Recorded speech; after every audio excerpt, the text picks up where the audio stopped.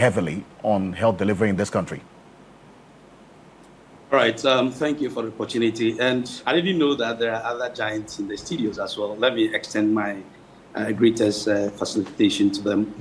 Indeed, we had picked some signals. The cry of the people of Ghana, quite prominent members of society have approached us. And again, timeously, the Parliamentary Select Committee on Health also decided that we should appear before them and put our case across. So it's a combination of factors, but I must say that we had to listen to the cry of the people and, of course, the people's representative. I see. But then again, you made your position quite clear that you are not going to renegotiate these conditions of agreement, the details of it. You would have a conversation, but not a renegotiation. Does that position still hold? Absolutely. I mean, there is no shifting of that position at all. As I indicated, collective agreement is sealed, signed and delivered. Okay, it's a binding legal document on the employer and the employees, and is not subject for renegotiations. And that position was well articulated. What we were open to was a process of dialoguing on the implementation. And for that matter, that is exactly what transpired in Parliament. And I must thank the Parliamentary Select Committee for doing a yeoman's job. But what I want to say is that they shouldn't give us a reason to reactivate our position, because we have taken whatever they said in good faith, and we believe that we cannot disrespect such an august committee of the people's representative. So I believe that whatever detailed conversation and the agreements that was reached will be adhered to strictly, without trying to play any to use a better word, any gimmick with it. I see. So you're looking for what you were asking for was a dialogue on the implementation of it, not so much about talking about, for instance, renegotiating some of the details of this collective agreement that this administration says was signed by the previous administration, and so they would want an engagement with you to know their side of things, and then also when this will be implemented. That was not the position of your engagement. Not at all. Our position was not to renegotiate the contents thereof.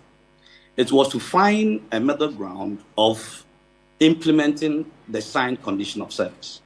And also, we went in good faith. Okay, let me bring your attention to something that a certain erroneous impression was created among the minds of the public that we're asking for other things. Indeed, your station can be faulted for that, and it is rather unfortunate. We have category 2 and 3 allowances that is open to all public sector workers, and it is negotiated by the Public Joint Standing Negotiation Committee, not by nurses and midwives. And people went for that. That is where you saw funeral grants and all manner of things. Okay, try to just throw dust in the eyes of the ordinary Ghanaian. Our key ask were 8 itemized allowances that the employer agreed. And respectfully, I would prefer to use employer instead of government. We deal with employers. We don't deal with government, because obviously government will change. Okay, government will go and come. We deal with the employer, and the employer was very aware of the condition of service. And Alfred, we are pained by the fact that people don't prioritize the health sector, and for that matter, nurses and issues that concerns nurses and midwives. Look, nursing and midwifery is the fulcrum around which the health care continuum revolves. Okay? I mean, I have witnessed quite a number of strike actions by various professional cadre. It doesn't mean that nurses are more important than others, but I can tell you for a fact, based on the work that we do as nurses and midwives, If we are not there, the hospital is completely shut down.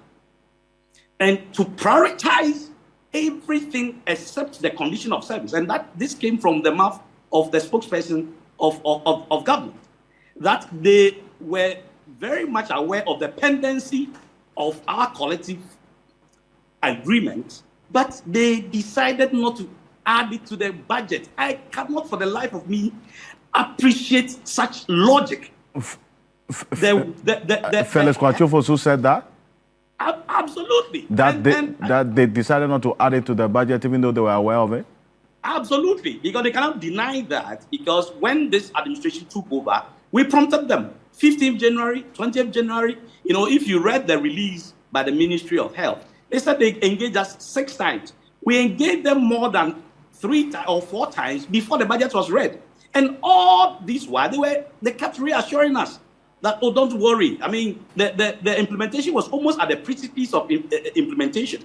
And for that matter, it's not something that we are going to belabor it or delay it or something. So we were completely taken aback when S. Gracia found expression in 2025 budget, but the condition of service of nurses and midwives alone, because it's not only our condition of service that was negotiated by the previous administration, which this administration has taken on board. All right, we work with other colleagues, and their condition of service were also negotiated by the previous administration and be taken into consideration by this. So why, renege on your responsibility towards nurses and midwives? Look, when COVID broke out, all those who were shouting on radio were hiding under their beds. It took these same gallant young nurses and midwives, some of whom lost their lives, to fight and to ward off COVID. I pray that no pandemic rear its ugly head. But so we can call people heroes at some point and heroines at some point. And when it comes to compensation, we think that they do not matter. Something else matters more. I just understand this logic. We are prioritizing other things, including S. Gracia, which the president promised that he would cancel, over the condition of service of nurses and midwives, which has direct bearing on the health of the people of Ghana. If people understand economics, I read physics, chemistry, biology in ADMAS in secondary school. I didn't do economics. But my little reading tells me that the health of a nation is the wealth of that nation. Can we quantify what we have lost economically over the 12 days that we went on strike? Let the economists tell us how much the country Ghana has lost. So anybody, I won't say government, any employer who prioritizes any other thing except the health of the people, or to the detriment of the people, or the health of the people of Ghana, is mistaken. And look at the if you like, the comedy of errors.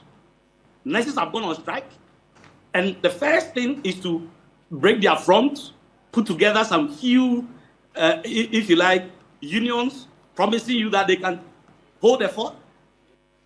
And you are calling Ghana Registered Nurses and Midwives Association, that is made up of 95,000 members.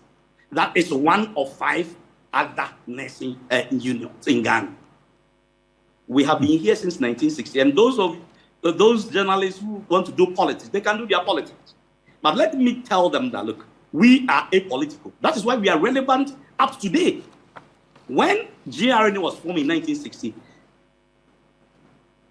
President Nkrumah was in power. CPP was in power. CPP is a pale shadow of itself today.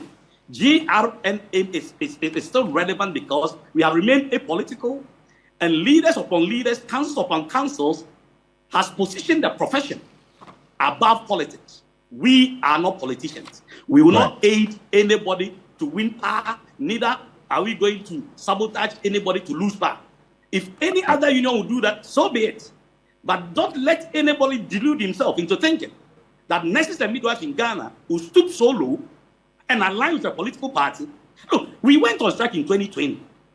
Which political party was in power? We pressed home better condition of service for nurses and midwives. And simplicity, that's our core mandate, irrespective of anybody's political inclination. So I want to correct this erroneous impression being peddled out there that the president's husband is politically exposed. In 2020, when we went on strike, he was not the husband of the president. And look, the GRNMA, Dr. Probia will tell you, he has led this organization before. We have had a lot of engagement with Papagami before, even as far back as 2006, when Madam Alice Asare Dakwalute was the president, before Dr. Asante Probia came. We have remained apolitical, and that is what we will continue to remain. So if anybody thinks that we did not help him or her or whatever to come to power or go out of power, and for that matter, they will sabotage us. Well, you get that sense? Who has given you that indication? Absolutely. Don't forget that quite a number of our people are in various places.